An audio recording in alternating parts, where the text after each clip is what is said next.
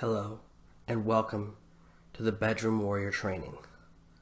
The skills you need to keep her coming back for more. In the seduction process, we have 6 phases that we're going to talk about today. Number 1 is preparation you can do before she comes over. All the little mistakes that you wish you thought of before she's at your house that can cost you the deal and get her to rush out of there rather than spend the night. Step 2, we're going to talk about what to do before you're naked, kissing, hanging out at your house, all the things to kind of get her ready to go into step 3, which is handwork. Finally, step 4, things get a little bit more exciting when we talk about oral sex. In step 5, we're going to talk about the deed itself. And in step 6, we're going to talk a little bit about the psychology that you can use to give her a better experience, to make her enjoy her time with you more, and overall make sure she wants to come back over and over and over again.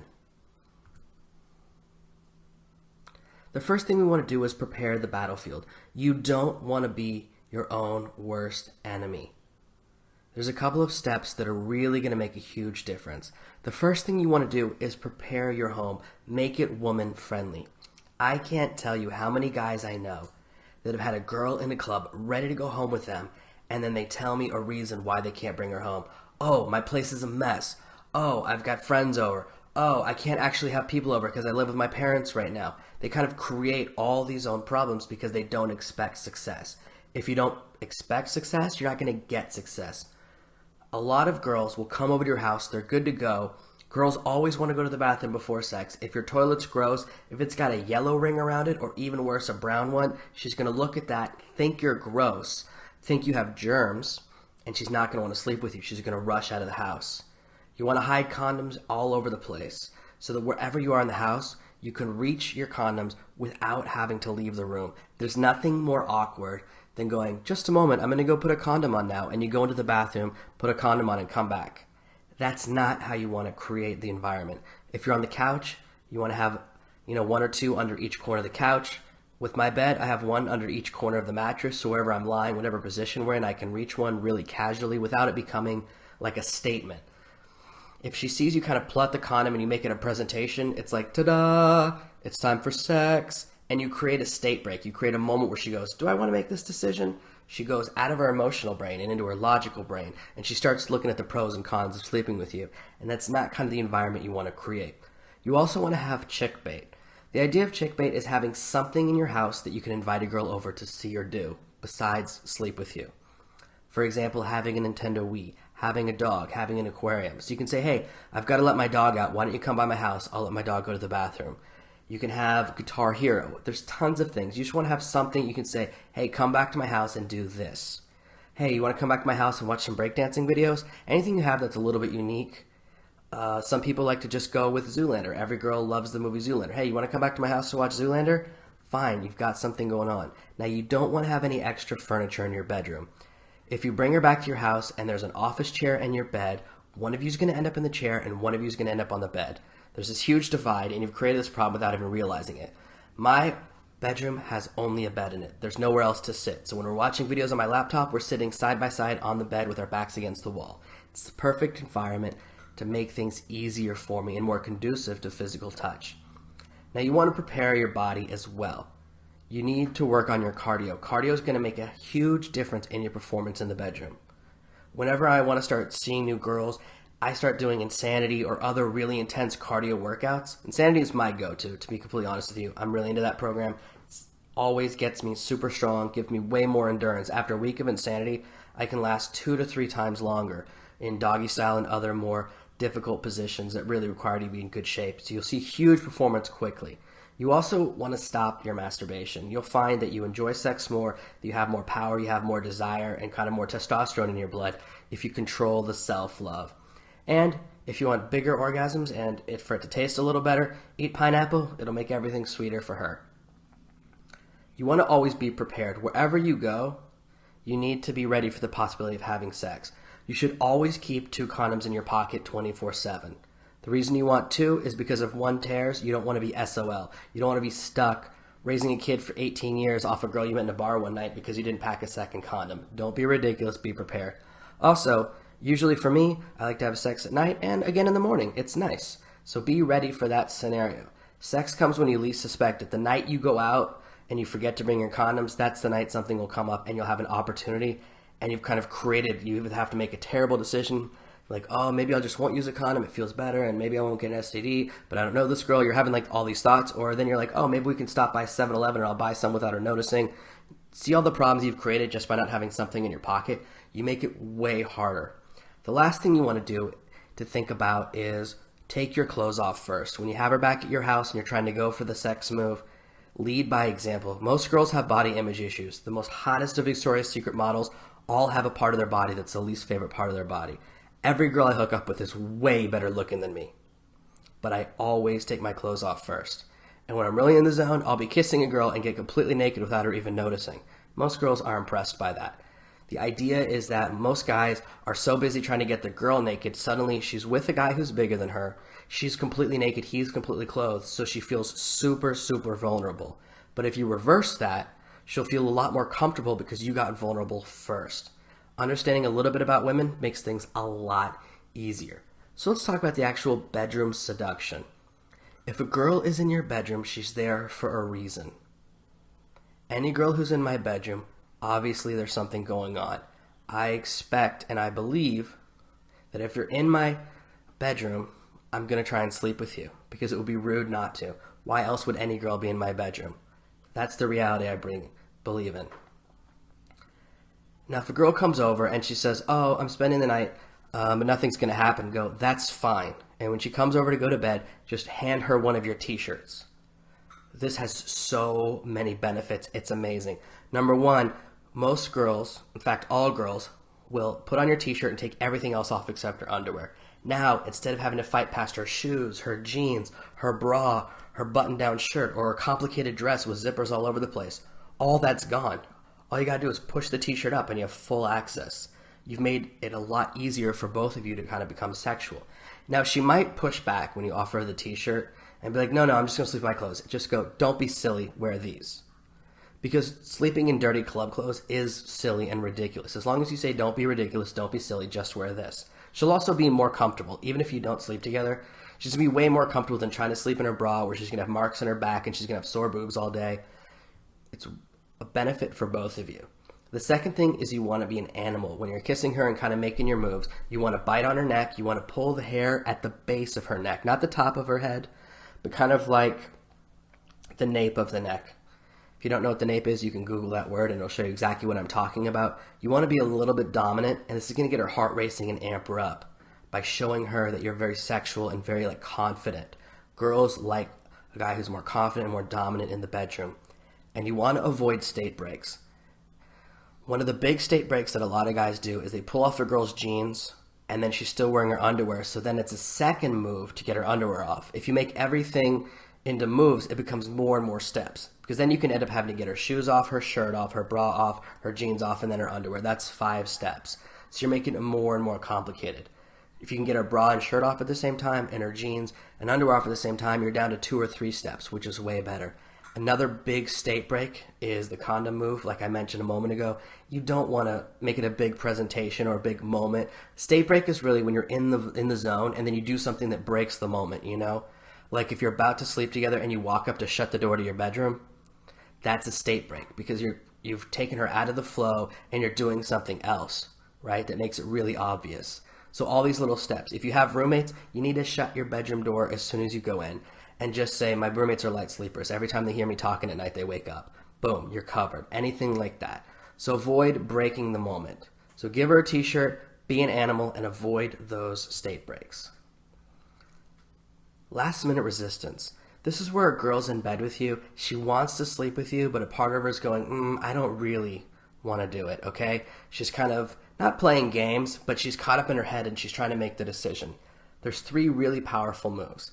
One of the most effective moves is if you're in bed with a girl and she kind of wants to go as far as kissing and a little over the bra touching and you want to have full sex, pull back, okay? Give her less so that she's the one who's giving more. If she wants you touching her boobs, you just touch her stomach and kiss her. So now instead of you being the aggressor, she's a little bit the aggressor. If that doesn't work, you can go to one of the most powerful techniques. It's so amazing. I wish I understood why it worked. I just know that it does in almost any situation. Just go, you know what, hold on. I'm going to go check my email. Create an active state break. She'll be like, what the fuck? What just happened? She'll be so shocked that she'll want to seduce you. She'll be like, wait, he's not into me anymore? What just happened? Anytime a girl really kind of is playing this game, I don't want to, force her clothes off or make it complicated. I'll pull back so that she pulls me forward. And I have gone and checked my email for 20 minutes and then come back to the bed and she's good to go.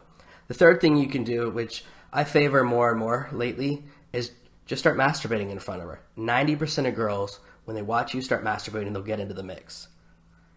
These 3 techniques are going to cover you for last minute resistance. You don't have to be overly aggressive. Instead of doing the move most guys do, which is push, push, push, you want to pull back and do the opposite.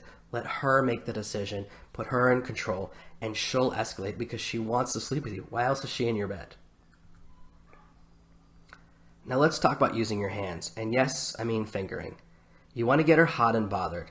The first move, and this is how she'll know if you're experienced or not, is you want to lick your finger before you put it down there. You don't want to send a dry finger into a wet environment. That's like shoving sandpaper down there, and it will actually hurt her. It won't feel good. If you touch her clit and it's not wet and your finger's dry, you can cause her pain rather than pleasure, and that's completely the wrong message. It'll turn her off before you get into anything else. Even if you start working it up and things get better after that, her first kind of sexual impression of you will be negative, and she probably won't come back, and she'll kind of think, doesn't really know what he's doing because he missed like step 1. The second thing is a man in the boat. If you don't know how to find the most important part, just use your eyes. It looks like a man in a boat. It's at the top. Obviously, with the internet now, I'm sure you can Google all day long, but whenever I'm with a girl, this is what I look for, and it makes it easy to find and give him the attention he deserves. The more you touch the man in the boat, the more he's going to have an orgasm. Now, number 3, how do you find the G-spot? So many people struggle with this. I know for a long time I didn't know until someone told me. Lay her on her back, just like in this picture. Put your middle finger inside of her, palm up. And then you want to do the come here gesture with your finger. So with your middle finger, just kind of pull the finger back towards your palm. Like you're saying, come here. And you're going to hit the spot. You'll know it because it feels a little bit different than the area around it. And she's going to really, really like that. You're going to know if you're hitting it or not because her reaction will be like night and day. And the fourth thing to remember when you're using your hands is that you still want to be using your mouth on other parts of her body. Be an animal and bite her neck. Lick her nipples. Kiss her stomach. Bite her hips. Whisper into her ear. We're going to talk more and more about whispering different things in her ears later. But if you just whisper, I'm going to do this, I'm doing that, I'm going to do this. Dominant, sexual, but in a whispery voice. It's going to make the experience for her much better. So you can be connecting with her breasts with your mouth, her vagina with your hand, and her mind with your mouth. That's what's amazing. One hand on the boob, one hand on the vagina, and whispering in her ear. 1, 2, 3, all at once, or you can kind of rotate. And those 2 options keep her excited. All these things are going to make her more and more excited. And obviously, after 1 finger, you work your way up to 2. Don't go for 4. If she can take 4 fingers, you might want to think about where she's been. So let's talk about going down. It's really important. You want to put your mouth where your money is. The first thing is that porn oral sex is completely wrong. When you watch porn oral sex, they're licking and they're really far away from it and just the tip of the tongue is touching it. And you can't really do it any other way if you want the camera up in there. They're really doing that for camera angles and for the visual. You want to get as deep as you can. You want to get your tongue inside the whole package. You want to pull back and lick the clit a little bit. You want to kind of do all of these things. You also can use a finger at the same time. The main thing is really pay attention to her reactions, and you'll be able to tell what she likes and doesn't like based on her pulse rate. As her pulse is getting faster and faster, as her breathing is getting faster, it's good. That's kind of what you want to pay attention to. The other thing is if you're not fingering her and you're eating her out, use your hands on her boobs, okay? That's one of her other big pleasure nerve centers. You want to be focusing on giving her maximum pleasure, okay? The louder her noises are, the better you're going to feel, and that's what you want to do.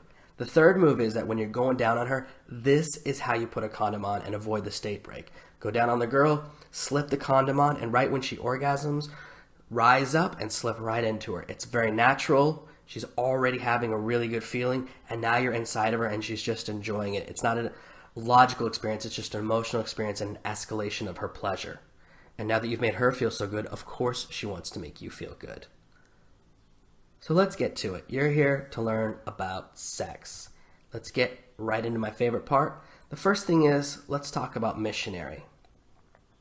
A lot of guys make this crazy mistake of saying, did you have an orgasm? Are you orgasming right now? What happened? If you want to know if she has an orgasm, place your hand over her heart and you'll hear her pulse spike when she's having an orgasm. So if she's at 120 beats a minute, she'll go to like 180. You'll be able to feel a massive difference. That's the one way and the only way to be sure if she's had an orgasm. Most girls will lie to you no matter what. Girls will lie to you if they like you and say they had an orgasm, and if they didn't, they'll lie and say they didn't, even if they did. So there's no reason going to her for the information. You're never going to get the truth.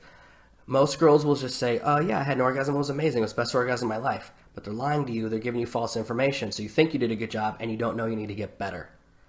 Now here's a power move. This is one of the moves that I've been using for a long time, and every girl goes, what, I've never done this before. Shove a pillow under her butt during missionary and you can get 2 to 3 times deeper. She'll feel a massive difference and she's going to thank you. It kind of forces her back to arch a little bit and will also cause you to hit the G-spot harder, giving her a better orgasm.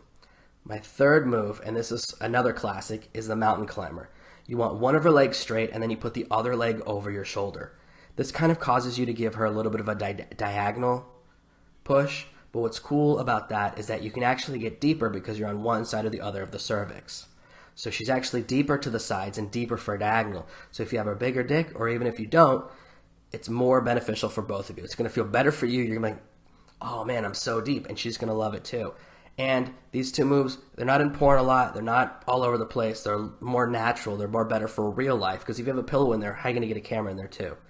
So when you're doing missionary, you can still make it a little bit more pleasurable for her. Even if you're stuck in a dorm room in college, you can still shove a pillow under her ass to make her feel really good, throw one leg over your shoulder. Most guys kind of do both legs over the shoulder or both legs down, alternating it up a little bit, and she's really going to feel a big difference.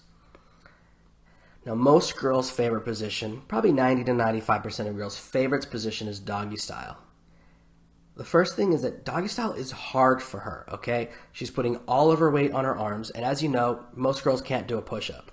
You know, when girls have to do that presidential fitness test in high school or whatever, they just have to do a plank, just hold their arms there. Have you ever tried to do a plank for an hour?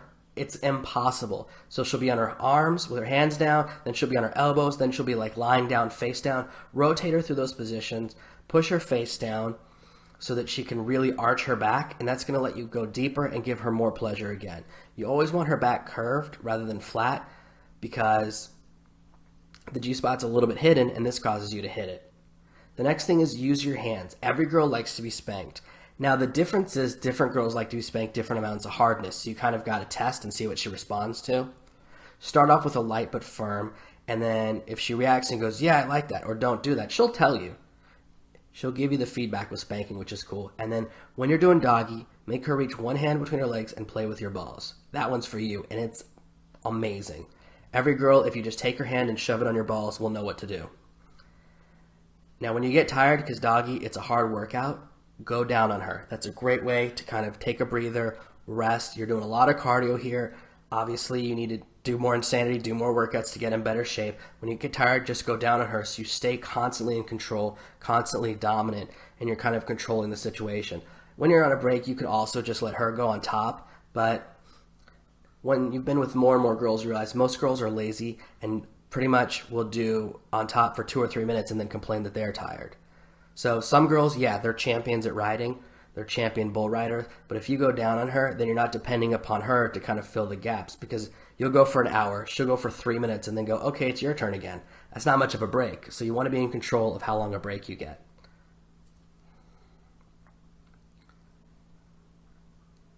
The most important aspect of sexuality, you have way more than enough power moves right now to make you a stud in bed, is to really focus on blowing her mind. You want to demonstrate dominance. Dominance is when you let her know that you're in charge. When I was younger, I got all this advice that said, oh, ask her if she wants this. Say, hey, do you like this? Do you not like that? Do you like this? Or do you like that? If you're asking because you're trying to give her a better experience, it makes the experience way worse for her. She won't really give you real information, or she'll be so uncomfortable because you're constantly breaking her state. So when she's trying to just feel good, instead she's answering 20 questions. So instead, go, turn over. I'm going to do you doggy now. Okay? Get on your back. Shove the pillow in her butt. Put your leg over my shoulder. She can always say no or I don't like that, and then you change it. But that's what you want to create, is that you're making the decisions so she can just enjoy.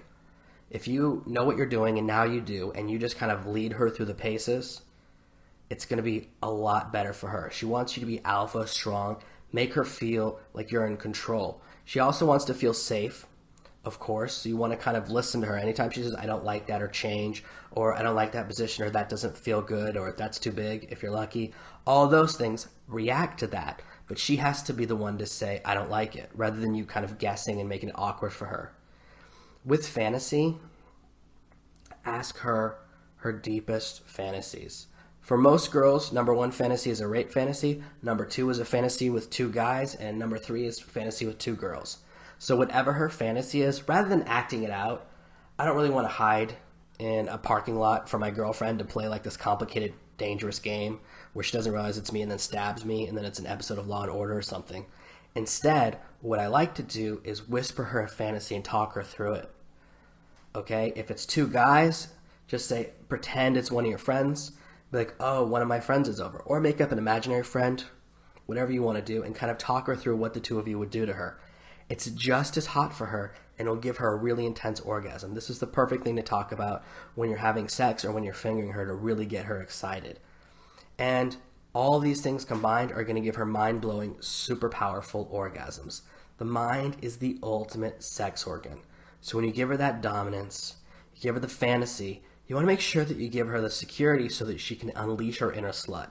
That's about making her feel safe, making her feel comfortable. That's why in our earlier part of the seduction process, when you meet a girl, you make sure to provide her with rapport and comfort so she really knows you and knows that you're a good guy and can feel safe, and realize that you're trying to give her an amazing sexual experience, not go too far.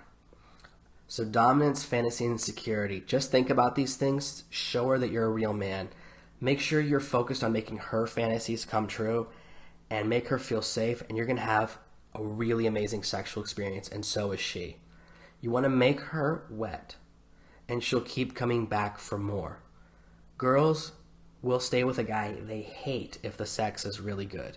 So imagine how long she'll stay with a great guy like you if you can give her that awesome, ultimate, epic sexual experience. So take the time to think about giving her a really good sexual experience. Keep it simple. This course is enough stuff to keep you going for the next 2 or 3 years before you need to learn anything else or add anything to your repertoire. What you really need is a nice set of foundational moves. One of the mistakes a lot of new guys make is trying to go take a girl through 50 different positions and kind of demonstrate all that, and that's kind of too try hard, and a girl doesn't have time to enjoy it. It can take you 5 to 10 minutes to start enjoying a new position. It's like as soon as she gets into that rhythm and is really enjoying the new position, you change it and change it and change it, and that kind of actually keeps her from having the orgasm. So just have 3 to 4 positions. You got the mountain climber, you got doggy with her in a couple of different positions, and you got the pillow under her butt. You're golden. That's enough stuff that's outside of the standard boring positions that she's really going to enjoy it. She's going to really enjoy being with you, and she's going to become more attracted to you. After sex and the post-orgasm, that's when women, their brains release all the chemicals that cause them to feel bonding and love. So now you're a bedroom warrior, and you have the skills you need to keep her coming back for more and more and more. Training complete.